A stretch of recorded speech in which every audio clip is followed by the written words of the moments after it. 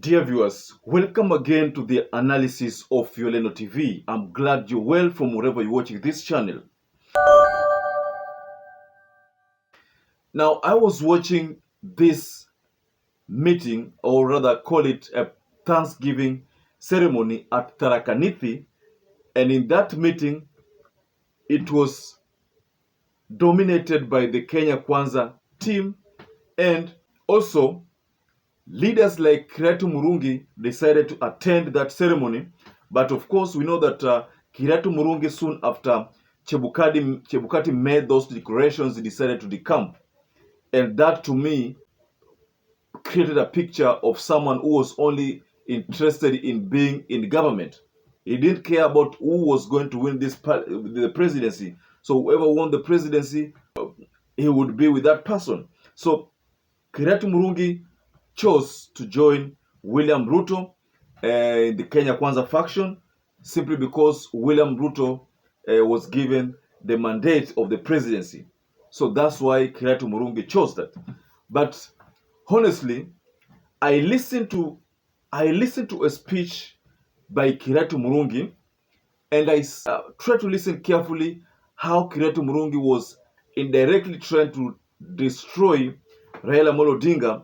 And then I could not only come to the conclusion that KIRAITU Murungi hajielewi. Tunanunua nje.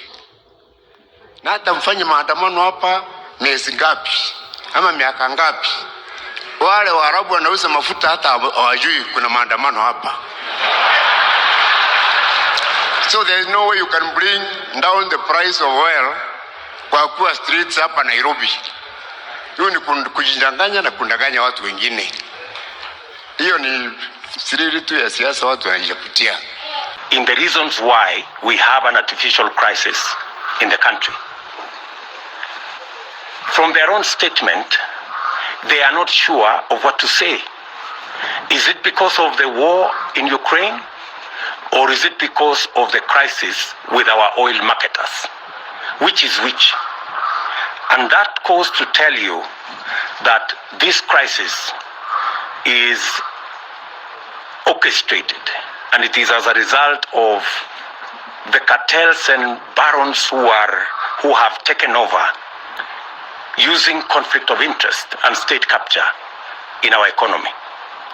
I mean, a straight answer would be, how come that fuel in Uganda is cheaper than fuel in Kenya?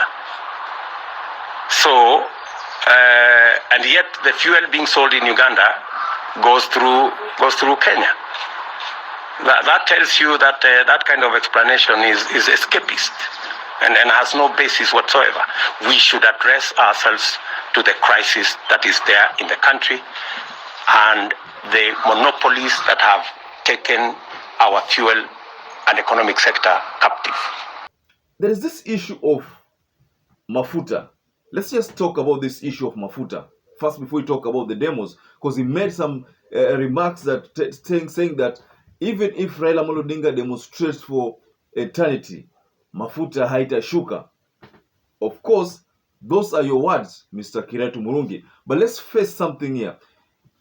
In the run-up to the general election, there's a time where we had some crisis or related to petrol. And I think if you remember very well, that time there was some shortage because the fuel subsidy had elapsed and then the government was not willing to bring it back.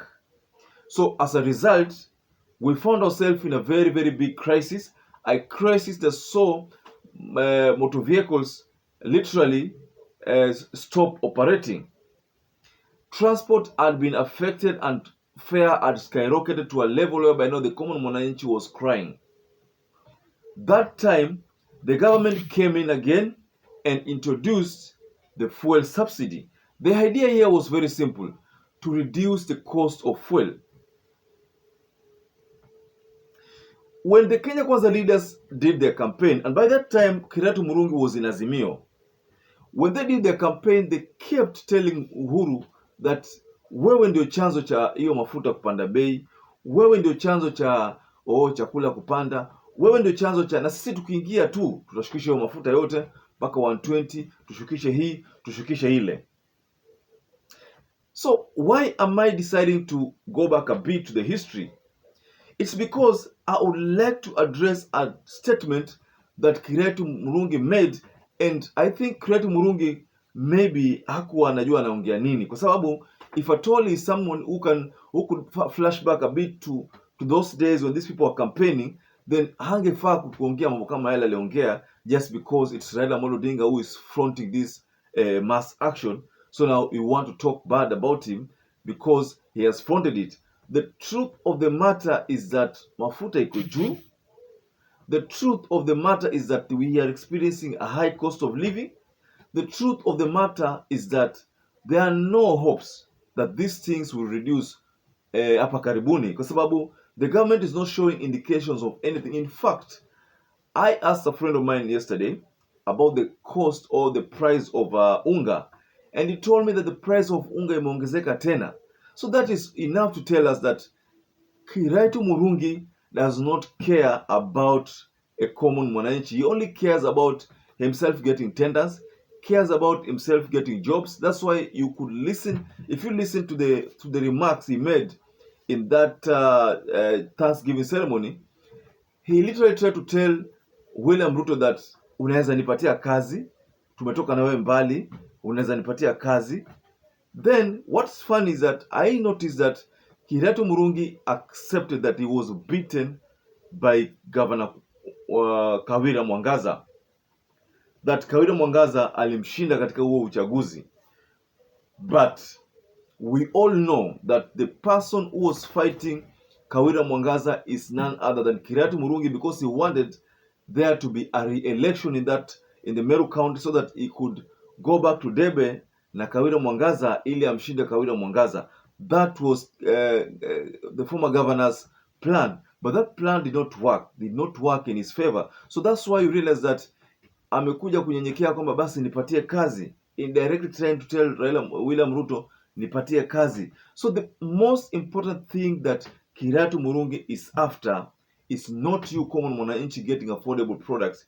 It is not you mwananchi getting jobs, but it is KIRAITU Murungi getting tenders, getting jobs, appointments and the like. That's why ameambia rais pala asimsahau. If you listen to the clip very well, asimsahau. Of course, maybe the president atamsahau, that is, if that is the case, but maybe the president will decide to just msahau completely because he was not part of the Kenya Kwanza government in the run-up to the general election. So, ladies and gentlemen, kindly share what your thoughts are below the comment section. Once again, I'd like to urge you to stay safe and stay blessed until we catch up again in our next analysis.